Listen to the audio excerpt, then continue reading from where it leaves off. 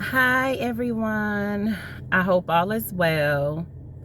Um Sorry I haven't did a video in a while, but I'm back. Please forgive me. I will try to do them more frequently. So have you ever just felt like you were so right about so much? Like you just know you're right? Oh man. I'm one that I feel like I'm always right. First, let me put that out there. I'm right and until someone enlightens me on something. And so um yeah, I totally found out that I got a lot to work on for myself that I wouldn't have admitted or said in a million years. So it's this movie, people that are engaged, people that are in committed relationships, people that are married. It is a must see. It is not a top dollar video or movie, whatever you want to call it. But it's a really good, meaningful movie. And the name of it is A New Husband for Christmas. So I will just begin on saying, um, we met a neighbor. And if you know me, I don't do neighbors, period, at all, whatsoever. Yeah, no, I'm okay. I'm going to go in a house and avoid you because I just feel like that's too close and personal. But anyway, we met this neighbor, my wife and I, and she was really, really friendly. She is awesome, first and foremost. And so I had a cousin come to my home to visit me, and my wife was downstairs at the neighbors. I don't do the neighbors, so of course their relationship is better than ours, but we still have a great relationship. Let me put that out there. Anyway, and she planted this seed in my head, and I allowed the seed to grow. Now, don't get me wrong, because we were having issues way before my neighbor came along, and that's just the God honest truth. A very good friend, a very good spiritual person for us to talk to. She just looked at everything in a positive manner. And so she helped give us insight on things that we couldn't see. She's been married for 20 plus years. So it was awesome. But again, this seed is festering in my head and it's growing, and I'm getting jealous of her and my wife's relationship, all over something that is not true, first and foremost. Anyway, moving forward. So the name of the movie again is A New Husband for Christmas. You have to watch it. So I watched this movie and I could relate to it so much. Oh my goodness, I could really relate to this movie. And I my neighbor, she moved on the other side of town, and she texted us Happy Thanksgiving. And I told her, you have to watch this movie. It reminds me of you, what you did for us. But you have to watch it to understand it. And so my wife watched it today. And I'm ready for her to give me this feedback, and I'm wanting it. And so when I call her and realize that she's watching it, she's on a part. Well, you have to watch it. I can't tell you. Sorry. But the certain part. And so she's asking, is this us? And I'm like, yeah, it is. And so when she finishes with the movie, I'm like, okay, call me when you're finished. Because of course I'm at work. Call me when you finish. And she doesn't call me. I want her to elaborate. I want to talk about this movie. And so I have to stop work for a second, run home, bam. Perfect time to talk about the movie. Let's get it in. So, babe, what did you think about the movie? I watched it. And I'm like, well, let's elaborate. Let's talk about it. Just know that I watched it and I understand that that's how you feel about our marriage. Let's talk about it. I don't want to talk about it. And I'm like, why do I have to pull teeth with you to get you to talk about something? Like, seriously, come on, let's talk about it. Well, yeah, so we started talking about it because I was like putting pressure on her because I feel like I'm right about everything. I want time, I want this, I want that. I just got this list of things. It's not big, honestly, but it's a list of things that I feel like we or slash she could work on, right? And so I'm excited to hear her feedback about the movie and yeah, no. So anyway, she begins to enlighten me. Um the hardest pill for me to swallow was admitting that she was right. Admitting that she was right because I want her to do A, B, C, and D, but I'm not doing A, B, C, and D. Come on. Really? Honestly? So anyway, so when we finally began to talk on it, yeah, the comment that she said that resonated with me the most was, you want all of this, that, and a third from me, but what do you do to get it? That is such a powerful question. And then I was saddened because she feels like I don't want her to have any friends, well, single friends, because I feel like women have agendas. I may be wrong, but I just feel like 80% of single women have agendas, especially when they see someone happy in a marriage. They want that, not even a marriage. Let me back that statement up. A steady relationship, a partnership, where you're living together, you're pursuing a relationship that's going to end up in marriage. You're doing the married things as a couple. And so I just feel like, yeah, people have hidden agendas, and I'm probably wrong. All women are not like that, and I'll be the first to admit that. But I've been burnt, and I've burnt people, so I know the feeling, just to be honest. But anywho, I want her to have friends. I want her to mingle. I want her to enjoy life because life is beautiful. But I want to enjoy life with her. I want to be a part of those moments. I can't be a part of every moment, but I do want to be a part of majority of them. If that's selfish, I apologize, and I'm not going to change that because that's my wife and I love her. I've never loved anyone the way that I've loved her, the way that I love her. The things that I do, I've never in life done for anyone else, and I wouldn't change it for the world. She is my everything. She doesn't judge me. She allows me to be me. She is stern. And sometimes I feel like the way she say things is so harsh, but that's her. That's who she is as a person. That's who she was before we got married. And so the real issue is people being in your head, saying different things. And so it makes you not be happy in your own relationship when you can love this person more than life itself, and you just want everybody to mesh and get along. And when they're not, it affects your relationship, and it shouldn't. So anyway, I'm always right. I'm always demanding things. And, yeah. So I'm not always right, guys. And she doesn't demand anything from me, but I don't do anything to get the things that I ask of her. Like, I used to cook for her every day. It was the point she works nights now. When she come through the door, her food is coming off the stove. It's hot. I'm packing her lunch. So she has her lunch.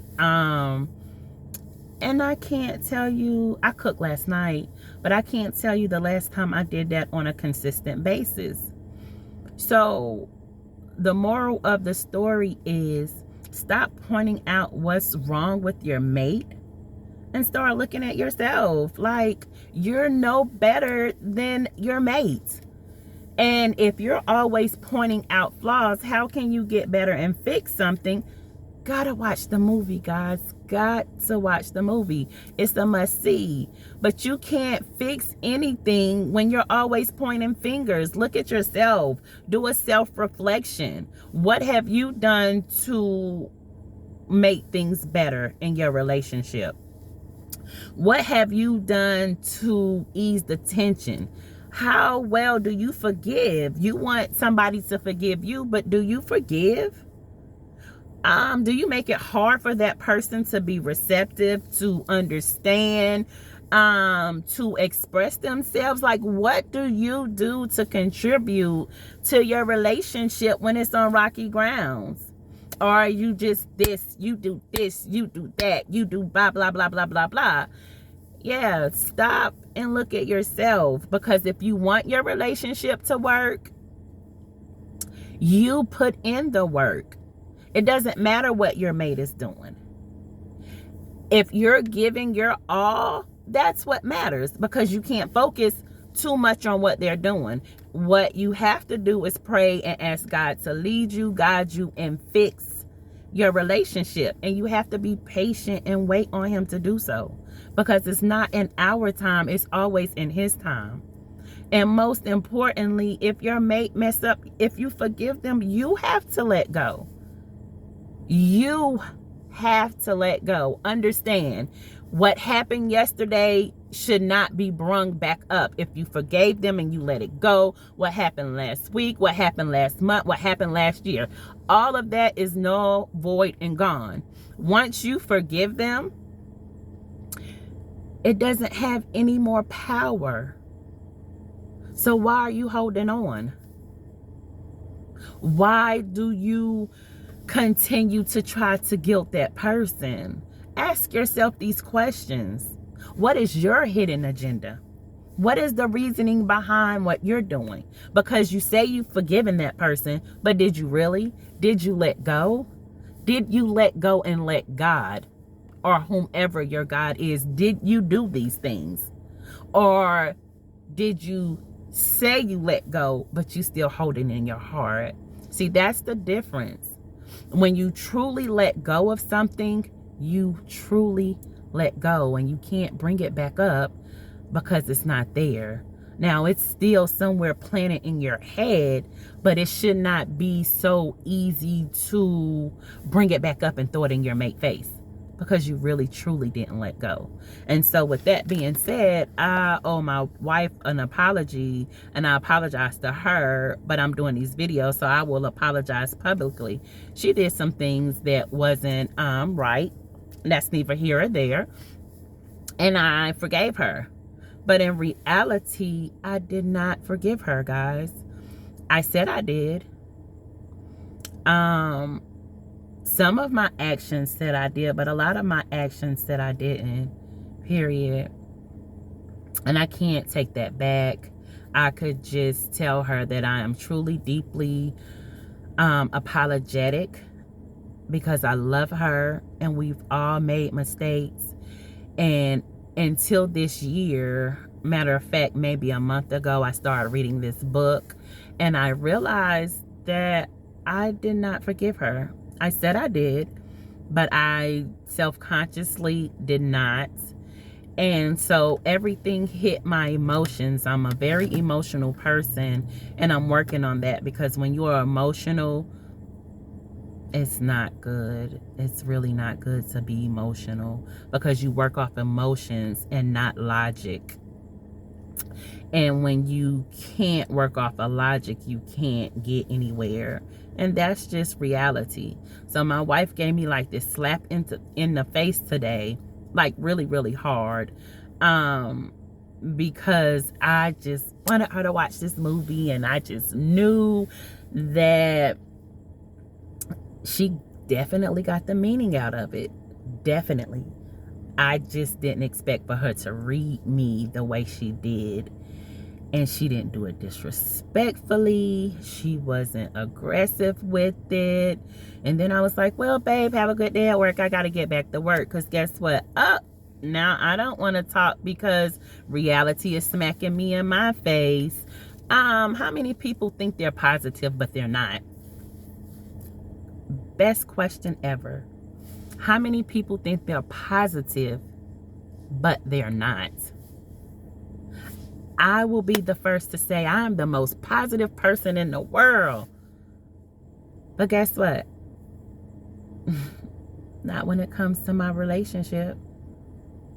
How can you see somebody else's relationship and pull the positivity out of it and not your own?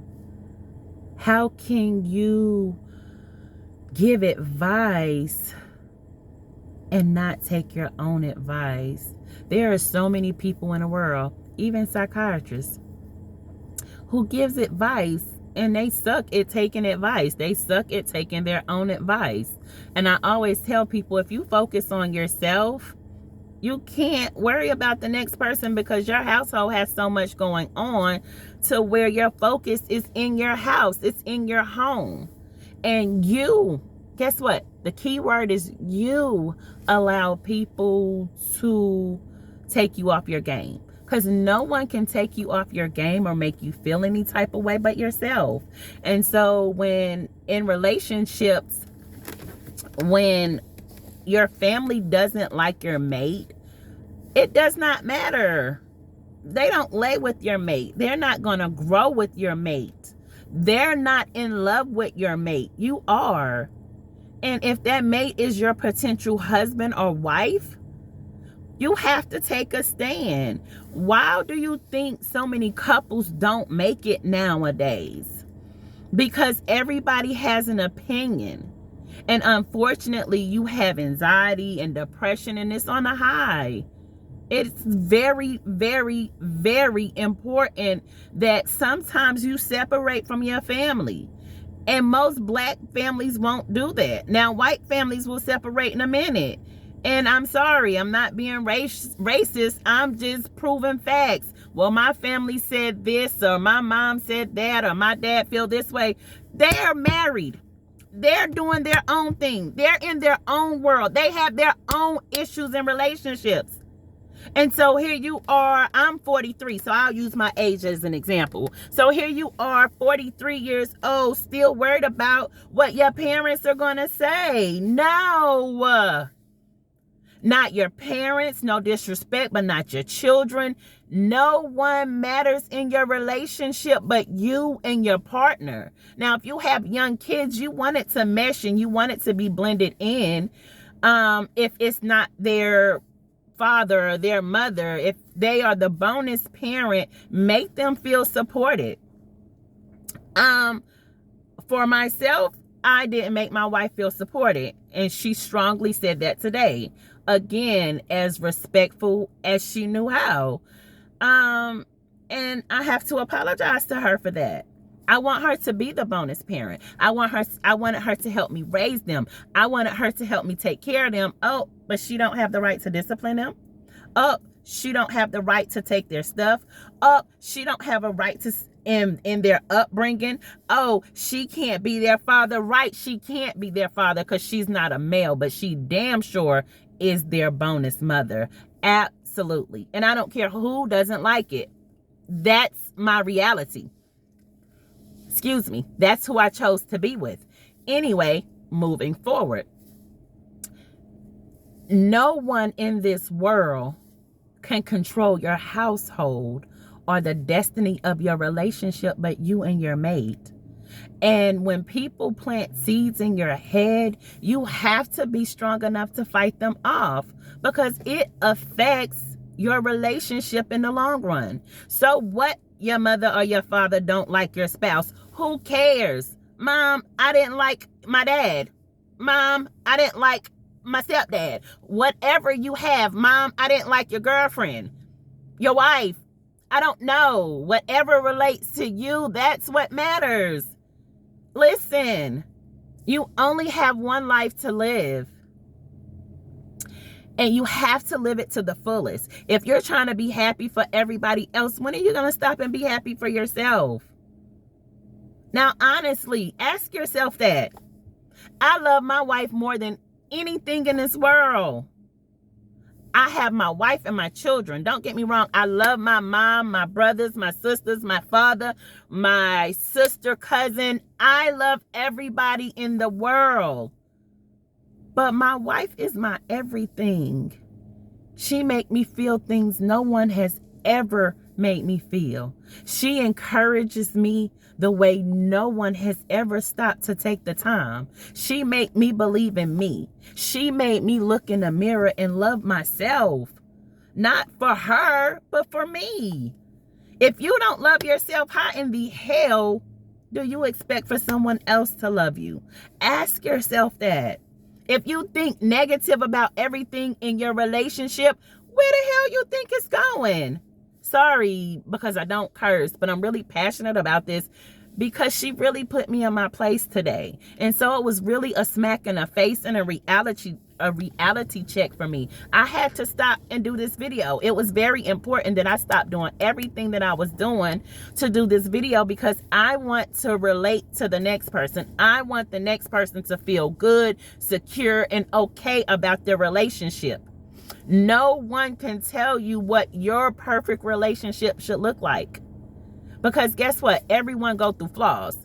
I can't stand when people have so many comments, but they never talk about their relationships. Mind your mouth and your business. Period. Period. It's not your place.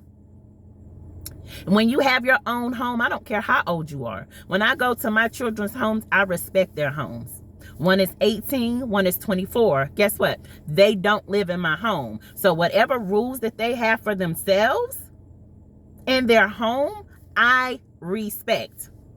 I can't say that they do the same thing for my home, but they already know where that's going when they don't respect my home, period. Because that's my wife and my home. It's not my home first. It's my wife's home, and then it's mine. Because she's the dominant one. She's the leader of our family. So it doesn't matter what the next person thinks. If you are in a partnership and you want it to be a marriage, if y'all have decided not to get married but to stay together forever, however you choose to do it, if you're with the man is the head of your house. In that movie, it says the thermometer and thermostat. Watch it. Understand it. Respect it. Gain knowledge from it. Knowledge is the key. Knowledge is the power. So, my sister, cousin, and I, we talk on the phone a great deal, you know. And we have this challenge going on. And I can't wait to tell y'all how successful we are. I'm not going to tell you what the challenge is until we begin it seriously. And we walk through it and we start to change our minds and motivate each other to do the best of our abilities. I'm so excited about it. But seriously, I'm so grateful for my wife. She doesn't know, but I'm truly grateful for her. I'm truly grateful for the conversation we had today because it was a much well-needed conversation. And she just gave me a dose of reality. Like, you can point the finger at your mate all day, every day, and want them to fix A, B, C, and D about themselves. But what are you doing to want them to fix A, B, C, and D? What are you doing to reassure them that you love them just as much as they love you? What are you doing to take some of the tension and the pressure off of them? What are you doing to make a difference? If you have children, how are you making your children respect them? Are you really giving them the throne to be the bonus parent, or are you making them suffer? Those are the questions that you have to ask yourself.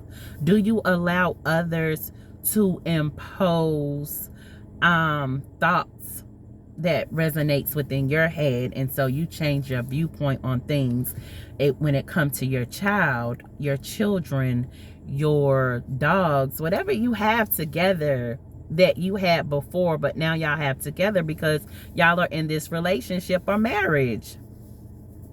How do you stop it and still remain positive and focused on your relationship? These are very important questions to ask yourselves. I wish I could give you the answers. I can't. I have to find my own answers. I have to be true to myself. But what I can tell you again is my wife is my everything, and I'm not going to allow anyone or anything to break us up. What I am going to do is focus on the things that were concerns to her. What I am going to do is start answering the question, what are you doing to get the things that you ask of me? That is a very important question that anybody that complains in their relationship needs to ask themselves. So enlightening to me. I was really in my feelings, guys, because she was right. I had to admit that I was wrong because, again, I like to be right about everything. Even in certain relationships, that applies to friendships, that applies to every type of relationship that you have. Stop always pointing the finger and ask yourself, what did I do to contribute to this situation? I'm so sorry. Please forgive me. And those are the most important things. Ask, be quiet, and receive. If you have an answer immediately, you're not receiving because you're in defense mode. I used to always tell my wife, stop talking and just listen to me, hear me. And now she doesn't talk. She listens and she absorbs it, and then she reacts, but she never really comments back. And then I'm mad because you're not commenting. But I told her, if you're always talking, you're not hearing, and you're in defense mode, and you're not resolving the issue. But did I apply that to myself? That's a great question, did I? No, I did not. I just applied it to her. Seriously? Was that correct? Where was the nerve in myself? Come on, let's be real. Let's be real. No, that's not reality. Reality is you can't be double standard. You can't expect for your mate to do this and you do that. No, that's not reality. Reality is I love to admit when I'm wrong. I do. But I did not this time because it was like a real smack in my face. It really was. Because I'm wanting this and I'm looking at this and I'm so sad about that. I'm working off of emotions.